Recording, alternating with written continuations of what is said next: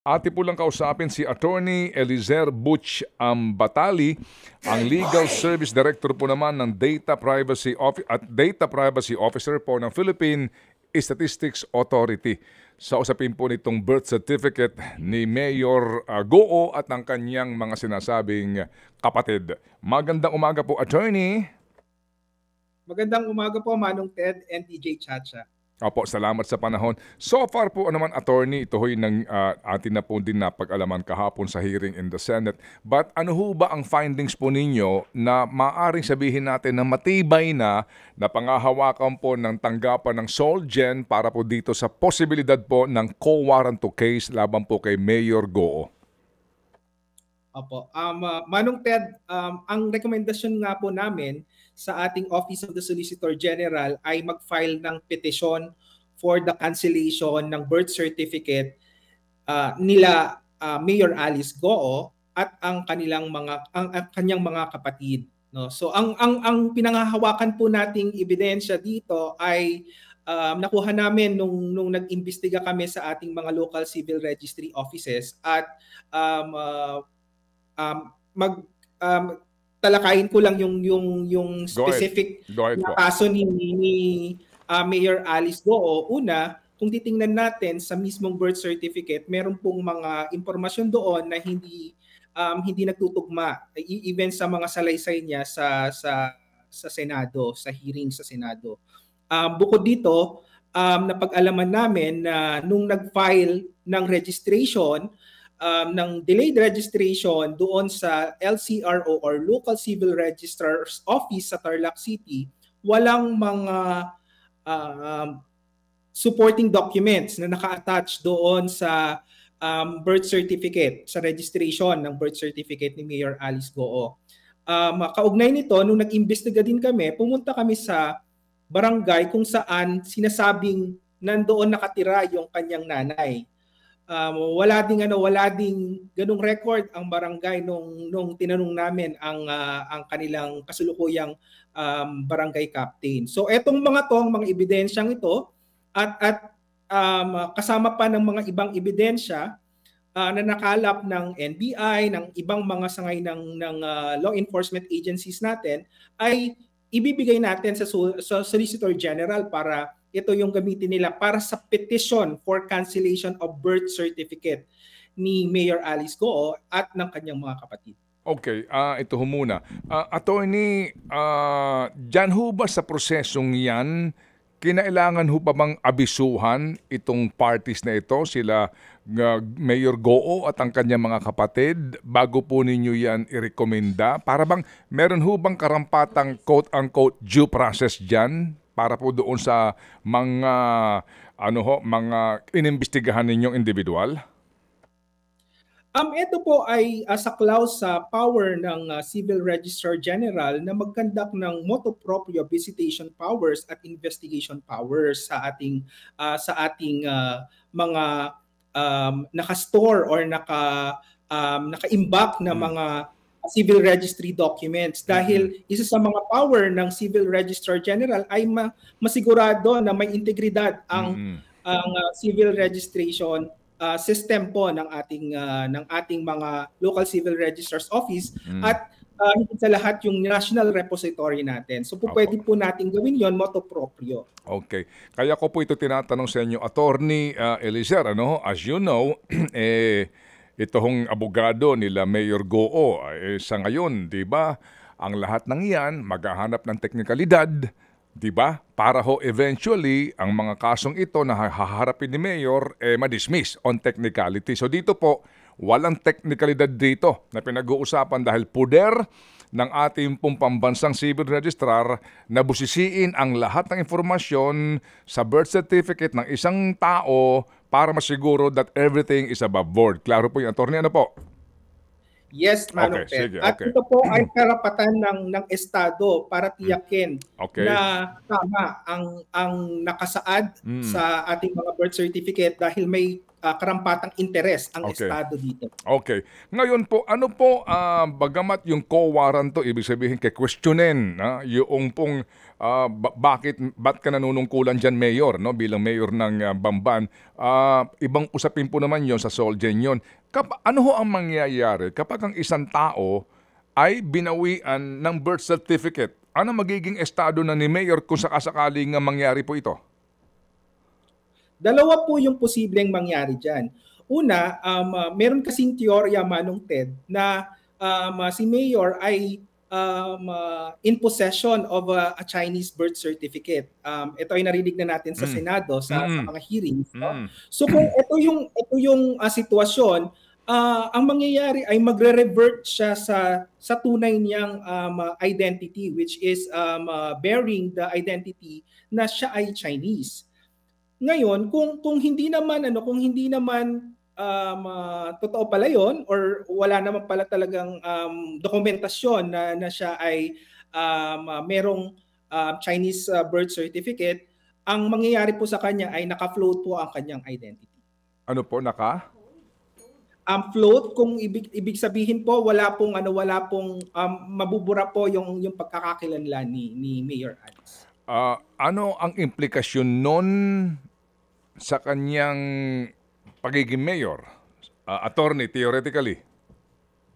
Theoretically, kung ikaw ay naka-float ang identity mo, ibig sabihin na strip na yung citizenship mo at ito ay isang question na sa iyong kwalifikasyon upang manungkulan bilang isang halal na opisyal or even yung appointed na official.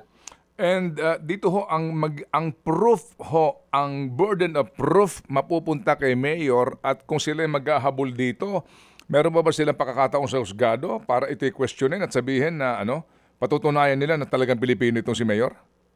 Wala nang ganun. Of course, Manong Ted. Kaya nga meron tayong mga husgado para mabantayan na ang due process ay nakakamit ng mga party litigants natin. Okay, pero yun nga, yung proof dito ng burden of proof ay nandun na kila Mayor eventually. But kapag ganyan na kakansilahin, by the way, ito ho'y tatlo, no? Si Wesley Leal Goo at si Sheila at saka si Seymen Goo. Tatlo ito na kapatid niya? Tatlo yung nakikita natin na nakapatid batay sa report din ng Senate hearing. Opo, pero ang kakansilahan po ng birth certificate ay sila 4 na magkakapatid. Opo, dahil nakikita po natin na lahat sila ay may irregularidad at may duda po tayo talaga sa mga impormasyon na nakasaad sa kanilang birth certificate. Opo. Meron pong karampatang kaparusahang kriminal ito? May kaso ho ba ito? Falsification ho ba ito of a public document? Ano ho ang posibleng kaharapin pong kasong kriminal kung meron man ni Mayor Goo et al.? Hinggil sa birth certificate, kaugnay lang po ito ng birth certificate, Manong Ted. Dalawa yung nakikita namin na po pwedeng criminal case. Number one is the falsification of public documents. Kasi kung ikaw ay nagpakita ng isang falsifikado na public document, noong nagpaparehistro ka, ay maaaring liable ka sa falsification of public document. Bukod pa dito, merong penal provision ang civil registration law natin. And any violation of this is penalized under that law. Okay, so bawat public document na pineki mo, 1 count yon.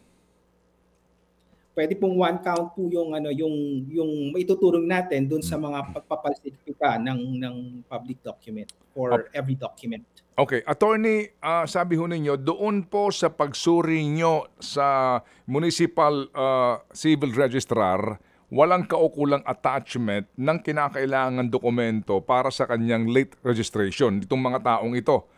Doon ho ba may separate case yung pong civil registrar na nagparehistro nito? Nagbigay ng birth certificate? Supposedly merong administrative case ito, Manong Ted.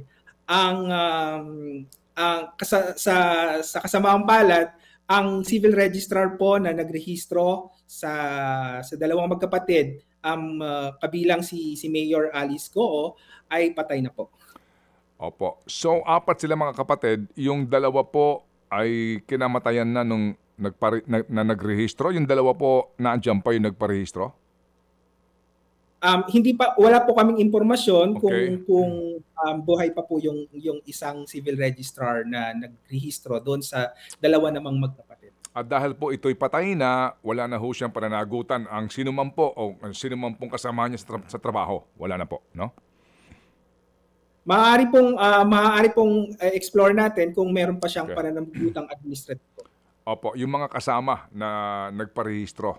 Okay, sige. Tama po. O, sige. So, alam niyo ho, ito'y napakainam, attorney, ha, para po tayo matuto dito nga sa kasong ito. So, sa ngayon po, ano leksyon dito ng inyo pong tanggapan ng PSA sa pangyayaring ito, attorney, na meron pong ganito ho ngayon, di ba, na nabuksan na katotohanan na pwede ka palang maging Filipino citizen, opo, sa paggamit umano ng mga dokumento na fake o kaya po ay hindi tama ang laman o kaya po naman mismong nilakad doon sa local na civil registrar yung pong birth certificate. Opo, Manong Ted, marami po tayong mga lessons na makukuha dito sa mga kaganapan na ito. Unang-una sa lahat ay importante po na magkaroon po kayo ng birth certificate, at ang pagkakaroon ng birth certificate, tiyakin nyo po na tama ang mga impormasyon na nandoon. Dahil po pwedeng makalusot kayo ngayon, pero sa mga susunod na panahon ay baka hindi na po at kayo po ay makakasuhan pa ng kriminal, at pwedeng makansela ang inyong birth certificate. At magdudulot ito ng problema. Sa aming ahensya naman po, Manong Ted, ito ay isang reformative action, dahil kami po ay patuloy na nag-i-improve ng ating mga sistema.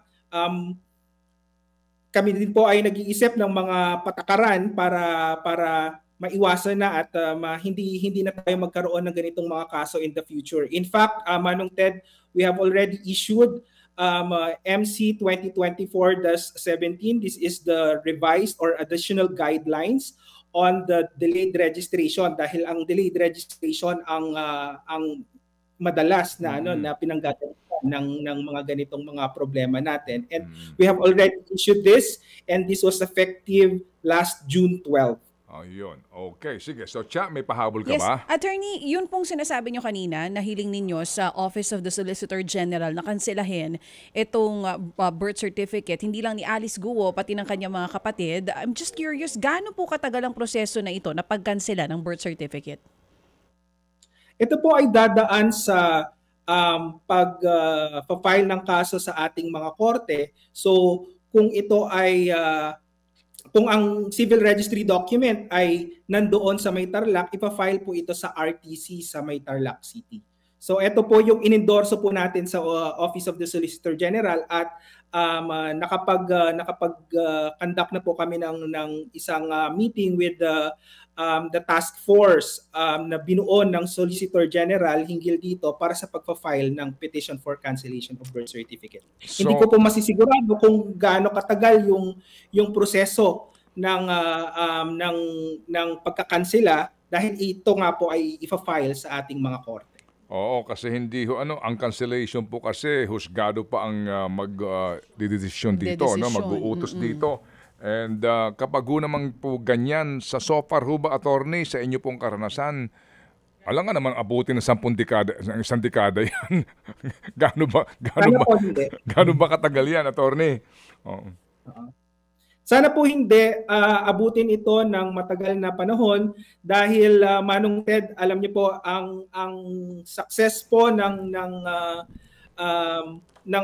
pagko-file natin ng petition for cancellation of birth certificate ng mga nasasakdal or ng mga involved na mga tao dito ay gagamitin sa iba pang mga kaso. Oo. So this is with utmost and very urgent yung need natin to resolve this case. Opo. Yes sir.